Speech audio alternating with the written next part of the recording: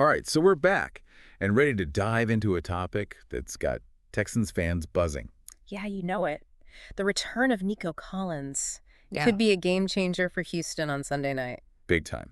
He's been out for weeks with that hamstring, and the offense has really felt his absence. Absolutely. And they're going up against a tough Lions team, so his return couldn't come at a better time. We're going to dig through a bunch of stuff today. Huh. News articles, injury reports, even some social media to see what we can find out. Sounds like a plan. Let's see if we can figure out how much of an impact Collins can really have. First off, the big news. Collins is officially back on the active roster. No kidding. The Texans even waived cornerback D'Angelo Ross to make room for him. That tells you something right there. This guy's important. Big time. Before the injury, remember, he was leading the league in receiving yards. Yep. Week 5, that hamstring sidelined him. And since then, C.J. Stroud's only had one game over 200 passing yards. Really paints a picture of how much they've missed him. So let's remind everyone just how good Collins was before that injury.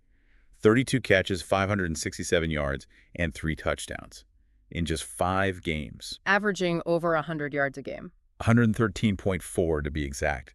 And get this, he actually scored a 67-yard touchdown right before he left that Week 5 game with the injury. Wow. Talk about going out on a high note. But it makes you wonder, can he recapture that same magic after being out for so long? Especially with a hamstring injury. Those can be tough for receivers, all that speed and agility they need. For sure. And it makes you think, are the Texans rushing him back a little?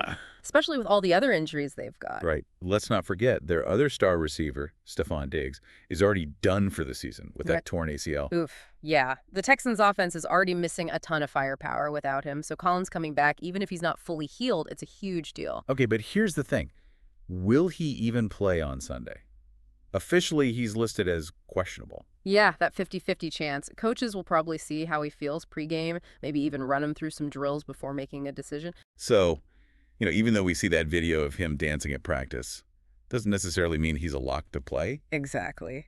Plus, we got to remember Tank Dell's dealing with a back injury, too. He's listed as questionable as well. Oh, man. If both Collins and Dell are out, the Texans are going to be really thin at receiver. Yeah. Especially going up against that Lions defense. Yikes. Yeah. Potentially looking at their third and fourth string guys out there, that's rough. But, hey, there's a silver lining here. Even if Collins isn't 100%, one analyst pointed out that C.J. Stroud averages nearly 100 more passing yards per game when Collins IS on the field. Interesting. Even a slightly less than perfect Collins can make a big difference. It'll be interesting to see how they utilize him. Yeah, if they want to ease him back in, maybe shorter routes, things like that. Exactly. Especially if Dell's out, too. They'll need to find some creative ways to move the ball. So, all right, we've set the stage. Collins is back. But how healthy is he? And will Dell be able to go? Big questions hanging over this game. For sure. And that's just one side of the coin. What about this Lions team? How do you think their defense will handle a potentially hobbled Nico Collins? Well, the Lions definitely bring some serious firepower to this matchup. Their offense has been one of the most explosive in the league, and their defense has been playing lights out lately, too. Let's focus on that defense for a second. How do you see them matching up against the Texans? Especially if Collins is playing but maybe isn't quite at 100%. That's the big question, isn't it? The Lions defense, they can be vulnerable to those deep passes. They've given up a good number of big plays to receivers who can really stretch the field. And it's even worse now that they lost their starting safety a couple weeks ago. Oh, right. I forgot about that.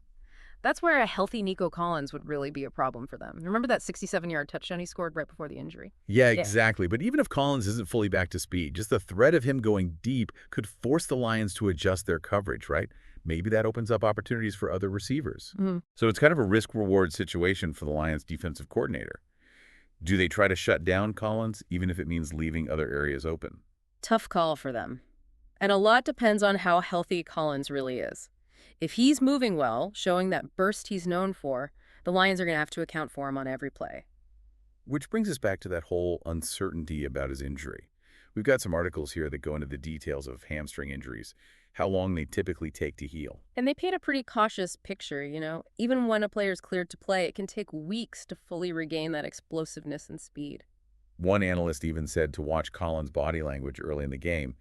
If he seems hesitant, not pushing off that injured leg, or doesn't have that usual burst, it could mean he's not quite there yet. Yeah, little things like that can tell you a lot. And, the Texans coaches will be watching closely. Yeah. Got to find that balance between getting the most out of Collins without risking another injury. Tricky situation for sure, especially with Tank Dell's status still up in the air.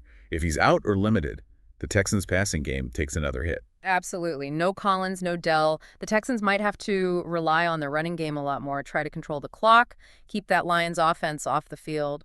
Okay, so let's talk about the other side of this matchup. The Lions offense. They've got a reputation for being one of the most potent and versatile units in the league. For good reason, too. Their quarterback has been incredible this season.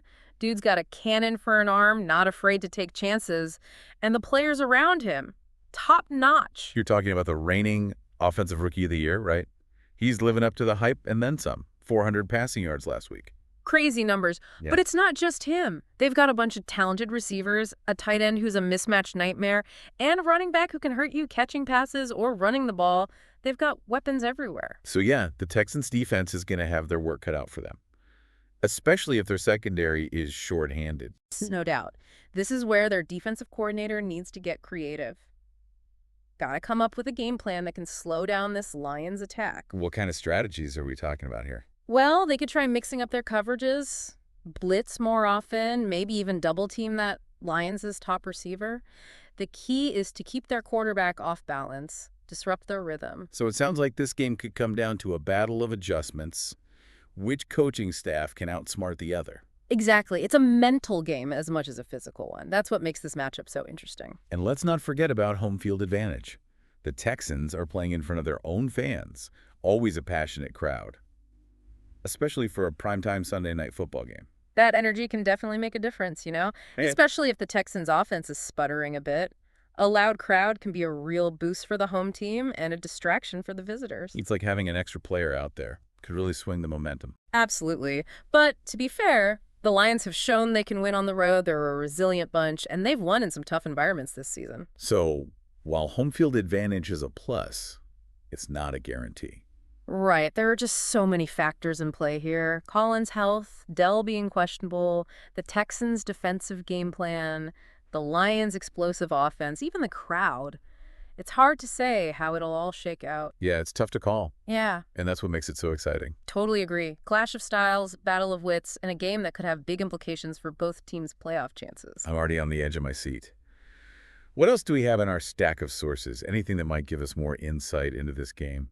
Well, I've got some interesting stats here. They're about how the Texans perform at home versus on the road.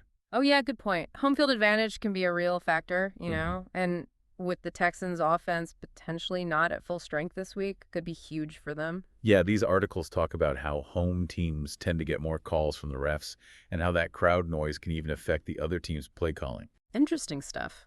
Makes you wonder how much of it is psychological and how much is, actual tangible stuff. Right. One article even talks about how the noise can make it tough for the quarterback to communicate with his receivers. Yeah, especially at the line of scrimmage. And when you're going up against a defense as complex as the Lions, that communication is key.